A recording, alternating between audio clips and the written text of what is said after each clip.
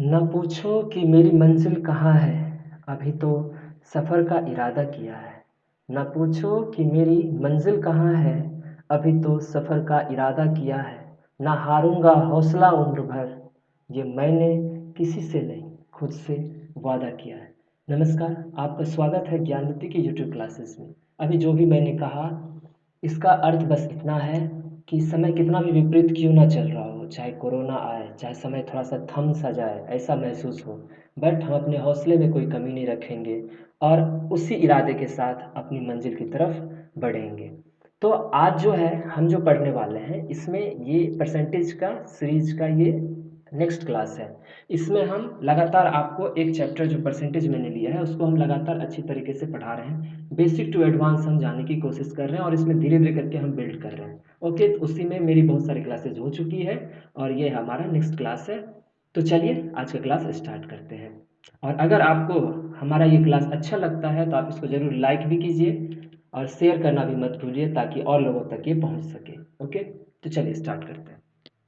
तो आज का जो हमारा ये कंसेप्ट जो हम आज सीखने वाले हैं वो है कि हम जितना भी कमाते हैं, जो हमारा इनकम होता है, उस पे सरकार की तरफ से कुछ टैक्स लगता है। ठीक है, उस टैक्स के कटने के बाद हमारे पास क्या होता है, उतना रुपए आता है। तो आपको क्या होता है कि आपको पता करना पड़ेगा कि आपको आप पे कितना परसेंट का टैक्स आ रहा है और उसके बाद आपका कितना इनकम टैक्स लग रहा है। अगर मैं इसको आसान भाषा में बोलूँ तो मेरा क्या कहना है, सुनिएगा, कि जितना आपका इनकम हुआ, मान लीजिए मंथली मंथली सोच लीजिए, जो भी इनकम मंथली या फिर वार्षिक हो सकता है, तो उसमें क्या होगा कि आपका कुछ टैक्स रेट होगा, टैक्स रेट होगा परसेंटेज में। ओके, और उसको कैलकुलेट करने के बाद हमारा इनकम टैक्स आता है कि आखिर हमारा कितना रुपए लग रहा है। क्लियर, इतना समझ में आया? मतलब मेरा क्या कहना है कि मान लीजिए मेरे पास 100 रुपये हम कमा रहे हैं, तो उस पर सरकार ने 10% का टैक्स लगाया है। कितने परसेंट का? 10 का।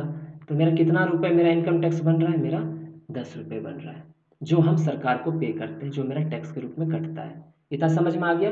ठीक है, तो अब हम चलते हैं क्वेश्चन की तरफ, फिर समझेंगे कि इसको हम किस तरह से, हम पीछे जो भी पढ़े हुए हैं उसके कंसेप्ट से कैसे इसको हम जोड़ सकते हैं।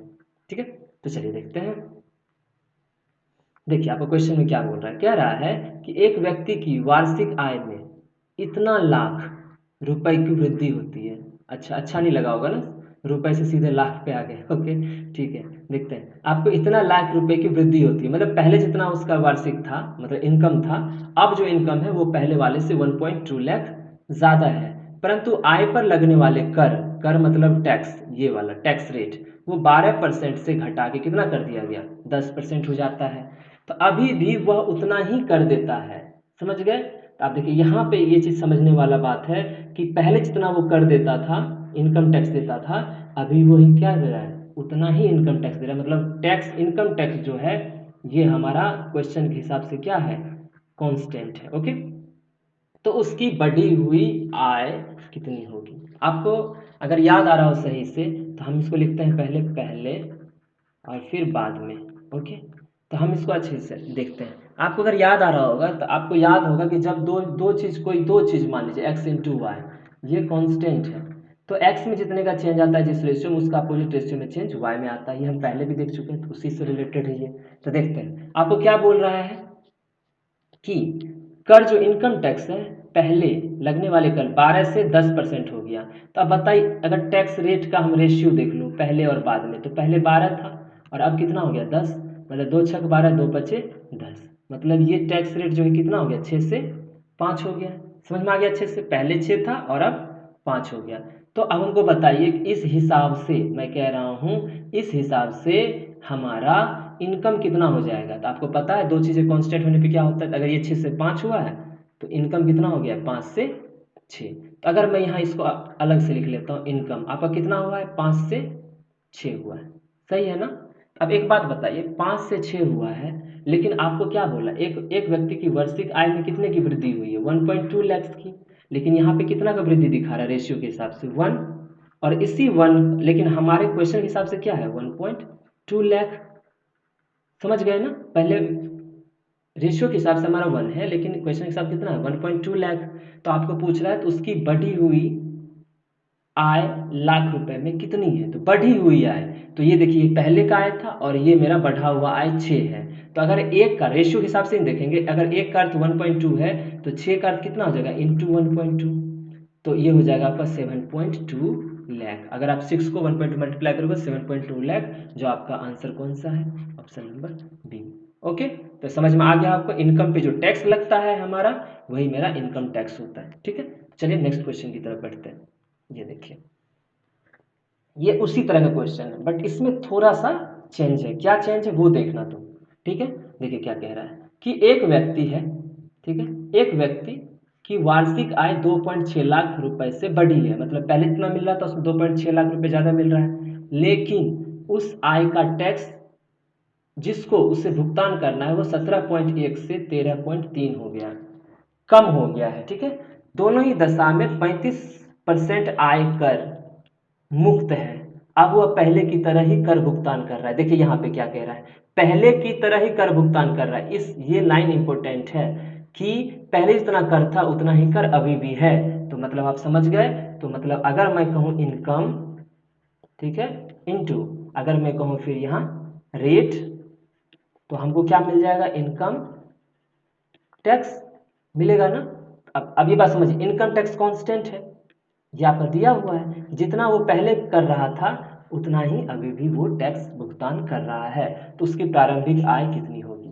अब देखिए इसमें नया क्या है, मैं कहूँ इसमें नया क्या है, तो आपके लिए बस थोड़ा डिफरेंट क्या है, यहाँ पे आपको फील होगा कि यहाँ जो कह रहा है कि दोनों ही दशा में, मतलब पहले भी और बाद में 35% आय जो है, 35% आय मतलब जितना भी आय कमाता हो उसका 35% कर मुक्त है।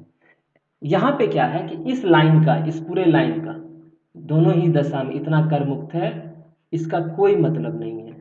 ठीक है, क्यों मतलब नहीं इसको हम अच्छे से समझा देंगे, पहले हम क्वेश्चन सॉल्व करते हैं। ओके, तो देखिए रेट क्या हुआ है बताइए, रेट क्या हुआ है 17.1 से कितना हो गया 13.3%। ठीक है, पॉइंट पॉइंट उड़ा दीजिए, 19 से करोगे तो 9 बार में, और 9 से ये 7 बार में। ठीक है ना, 19 से करोगे तो ये 9/7 बार में कट जाएगा। ठीक है, तो रेट क्या हो रहा है आपका 9 से 7 हो गया।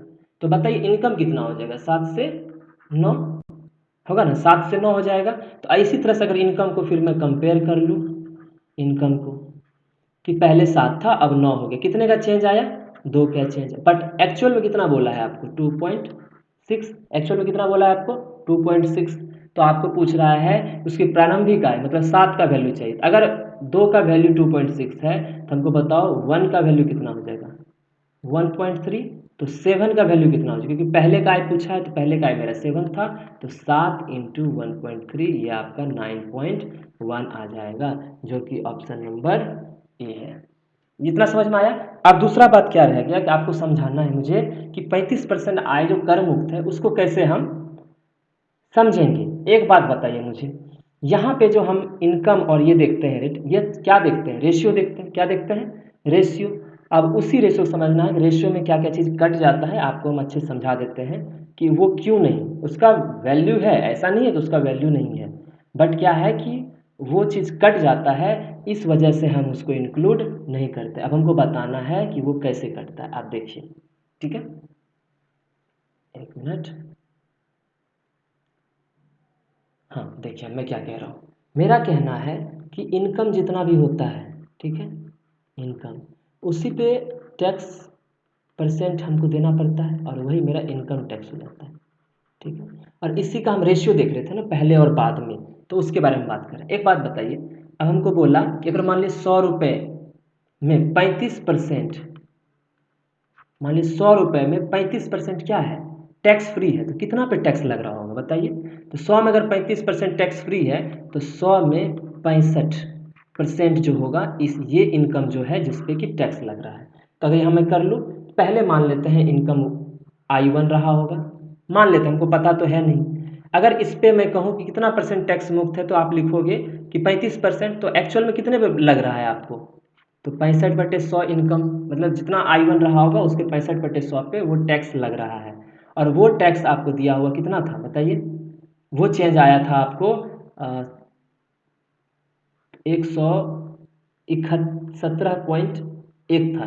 ठीक है, और बाद में मान लीजिए कि I2 आया, ठीक है, और इस पे भी कितना हो रहा है, दोनों बार बोला है आपको कि 35%, देख लीजिए आप क्वेश्चन में दिखा देता हूँ, दोनों बार में बोला है 35% आय कर मुक्त है, ठीक है। तो अगर दोनों बार 35% कर मुक्त है तो दूसरे बार में भी 65/100 पे ही लग रहा होगा। मतलब ये इनकम ऐसा है यहाँ वाला दोनों, जिसपे कि हमको लग रहा है क्या चीज़, टैक्स, ठीक। अब देखिए दूसरे बार में कितना लग रहा है 13.3, लेकिन ये दोनों आपस में क्या है, बराबर है, इक्वल है। क्यों? क्योंकि इनकम क्या रहा है, कांस्टेंट रहा है। तो हम इस दोनों का रेशियो निकालेंगे ना, क्योंकि कांस्टेंट है। तो अगर मान लीजिए मुझे ये कहना है, छोड़िए ये चीज़, आपको मैं कह रहा हूँ पहले और बाद के I1 I2 का रेशियो मुझे चाहिए ना।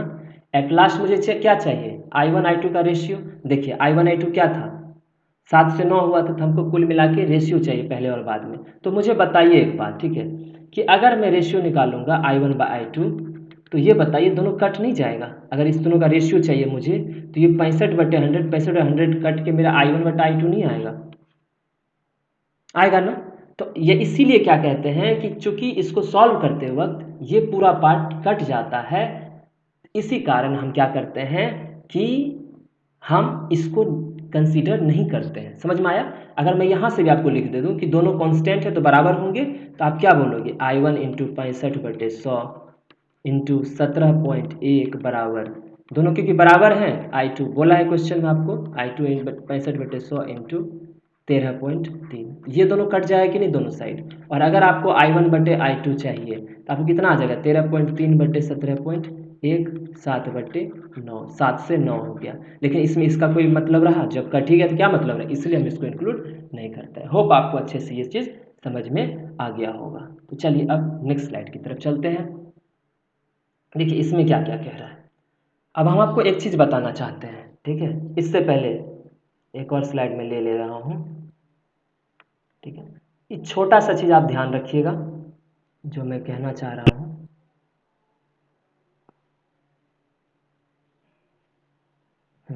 देखिए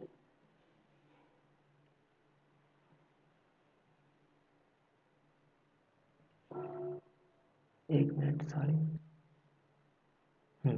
मेरा क्या कहना है कि अगर मान लीजिए किसी चीज़ में दो दो चीज़ मल्टीप्लाई में है, x इंटू वाई, आप ध्यान से, ठीक है, कुल मिला के एक्स वाई आ रहा है, ठीक है। तो हम मान लेते हैं, जस्ट मान लेते हैं कि 100 इंटू 100 हो रहा है, और हमको ये कितना मिल रहा है, 10,000 मिल रहा है, ठीक है। अब आपको चेंज हम दिखाते हैं, क्या हम कहना चाह रहे हैं। अगर मान लीजिए इसमें 20% की बढ़ोतरी होती है, माइनस +20% होता है, ये पहले वाले क्वांटिटी में, इसको मान लीजिए एक्स, कितने परसेंट बढ़ोतरी हुई, 20% की। इसमें मान लीजिए आपको भी 20% की बढ़ोतरी हुई है, ठीक है। तो कुल मिला के कितने परसेंट की बढ़ोतरी हुई, आप अगर इसको देखोगे, आप मुझे बताओ, अगर 100 से 20% बढ़ोतरी हुई है तो ये 120 हो जाएगा, और इसमें भी बढ़ी तो 120 हो जाएगा, और बढ़ बढ़े 144 इतना हो गया। तो कुल मिला के कितना बढ़ा है, 4400 रुपये, ठीक है। अब हम देखते हैं इसको सॉल्व करके। 4400 मतलब परसेंटेज में कितना आ जाएगा बताइए। तो 4400 बढ़ा है कितने पे, 10,000 पे, और इंटू 100। तो पहले इतना था, बढ़ोतरी के बाद इतना हो गया, तो कुल मिला के इसमें हम चेंज देख लिए, 4400 था, 4400/10,000 इंटू 100, तो 0 0 काट दीजिए, 2 0 यहाँ काट दिए। ओवरऑल कितना परसेंट का बढ़ोतरी हो रहा है, आप देखोगे तो 44% का। अब हम देखते हैं क्या इसका कोई दूसरा है आसान तरीका, तो हाँ है, आप डायरेक्ट इसको निकाल सकते हैं। तो परसेंटेज इंक्रीज या और डिक्रीज कुछ भी हो सकता है, आप बताइए कैसे क्या करना है। जितना परसेंट का डिक्रीज हुआ है या इंक्रीज हुआ है, अगर इंक्रीज हुआ है तो प्लस में लिखेंगे, मतलब मेरा कहना है कि इंक्रीज परसेंट को हम प्लस में लिखते हैं, पॉजिटिव, और डिक्रीज परसेंट को हम माइनस में लिखते हैं, नेगेटिव। इंक्रीज हुआ है दोनों जगह, इसको ऐसे लिखना है, क्या करते हैं, 20 जितना इंक्रीज हुआ है +20, दोनों को जोड़ दीजिए, +20 प्लस जितना भी हुआ है उसको 20 इंटू 20, दोनों को मल्टीप्लाई करके 2200 कर दीजिए, 20 सॉरी 40, अब प्लस 2 दूना 400, ये कटेगा तो 44% आ गया ना। समझ में आया आपको? मतलब जितने भी मान लो इसमें A% का बढ़ोतरी या घटा जो भी हुआ, इसमें हुआ हो B% का, तो ओवरऑल अगर मुझे पूछा जाए percentage change, overall percentage change अगर हमसे पूछा जाए तो वो कितना हो जाएगा आपका, वो आपका हो जाएगा A plus B plus A B by 100। अगर ये माइनस में होता तो यहाँ माइनस लगा देंगे, तो माइनस में अगर होता ये तो minus A plus B minus A B by 100, ये ओवरऑल परसेंटेज का चेंज आएगा। हम दोनों तरह से क्वेश्चन करेंगे, हम आपको आसान तरीके से भी बताएंगे जो बेसिक तरीका है, और उसके बाद हम आपको इस तरीके से भी बताएंगे। ओके, तो चलिए अब क्लास में अगला क्वेश्चन लेते हैं। ठीक है, होप आपको समझ में आ गया होगा। चलिए देखते हैं क्या बोल रहा है। आपको बोला एक त्रिभुज है जिसकी ऊंचाई में इतना परसेंट और आधार में इतने परसेंट की वृद्धि हुई है। ओके, तो फिर त्रिभुज के क्षेत्रफल में कितना परसेंट की वृद्धि ज्ञात होगी। अब बताइए त्रिभुज का क्षेत्रफल होता है कितना है। ये होता है half into base into height. ठीक है, अब हमको बताइए कि अगर मेरा कहना है पहले और बाद में देख लेते हैं कितना का, तो एक बार A1 निकाल लेते हैं, एक बार A2 देख लेते हैं चेंज कितने कितने का आ रहा है। आप बताइए 37.5% वृद्धि हुई है। 37.5 का अर्थ कितना होता है, ये होता है 3/8, और इसका अर्थ कितना होता है, ये आपका हो जाता है आपका 5 से करो तो 9 11 5/11। ठीक है, ये 5/11 के बराबर होता है। अगर इस तरह से मैं देखूं, तो पहले अगर एरिया निकालूंगा तो हाफ इंटू, ध्यान से देखना, हाफ इंटू बी। बी में पहले कितना था, पहले 8 रहा होगा बेस, सॉरी बेस आपका 11 है, तो पहले 11 रहा होगा, और फिर बाद में 11 में 5 बढ़ने के बाद ये कितना हो गया होगा 16। क्या सही लिखा है मैंने ना, ठीक है, पहले 11 रहा होगा और कितना हो गया 16। और अगर ऊंचाई में देखें हाइट का, ये तो बेस का था आपका, ठीक है, अब हाइट का देखते हैं। हाइट पहले 8 रहा होगा, उसमें बढ़ के 3 11 हो गया होगा, मतलब 8 और 11 हो गया होगा। हमको अगर जिस चीज़ का भी रेशियो चाहिए उसका हम जिस चीज़ का परसेंटेज है उस दोनों का हम रेशियो निकालते हैं, तो हमको इस दोनों का रेशियो निकालना पड़ेगा। तो अब जब रेशियो निकालोगे, एक बात बताओ, अगर इस दोनों का रेशियो निकालोगे आप तो हाफ हाफ कट जाएगा ना। तो इस बात का हमेशा ध्यान रखना, आप क्या ध्यान रखना कि जो भी कांस्टेंट टर्म हो उन चीज़ों का कोई फर्क नहीं पड़ता है। √2 √3 1/2 0.25 इन चीज़ों को हम इंक्लूड बिल्कुल भी नहीं करते, क्योंकि रेशियो में ये कट जाता है। ओके, अब इस दोनों का अगर हम निकालेंगे 11 से 11 कट जाएगा, 8 से 2 आ जाएगा, मतलब आपका A1/A2 आपका 1 से 2 हो गया। पहले 1 था, अब दुगुना हो गया। कितने परसेंट की बढ़ोतरी हुई है, अगर देखोगे तो 1 से 2 हुआ है, मतलब 1/1 इंटू 100, मतलब 1 बढ़ोतरी हुई है, पहले 1 था इंटू 100 मतलब 100%। होप आपको समझ में आया होगा अच्छे से। ठीक है, तो आप इतना कंसेप्ट एटलीस्ट अपने से समझ के आइएगा। फिर ये देखिए क्वेश्चन है आपका विकर्ण वाला, इसको कल हम करेंगे नेक्स्ट क्लास में। जो हम कंसेप्ट समझाए हैं उसको अच्छे से कीजिए, आप उसको रिवाइज कीजिए, उसको थोड़ा एक बार देखिए। फिर हम अगले क्लास में इसी प्रकार के क्वेश्चंस लेंगे जिसमें सक्सेसिव इंक्रीज या फिर सक्सेसिव डिक्रीज दिखेगा। सक्सेसिव इंक्रीज डिक्रीज अलग चीज़ होती है, मतलब आपको जैसे 100 रुपये दिया हुआ है, उसमें 20% बढ़ा, फिर 20% बढ़ा, इस तरह की चीज़ें होती है। हम हर तरह का क्वेश्चन लेंगे, धीरे धीरे करके आपको हम बेस्ट लेवल पर आपको हम पहुंचाएंगे, एडवांस तक आपको पढ़ाएंगे। ओके, तो आज के लिए इतना ही। होप आप बहुत बढ़िया होंगे, जहाँ भी हैं सुरक्षित होंगे। आज के लिए इतना ही, धन्यवाद।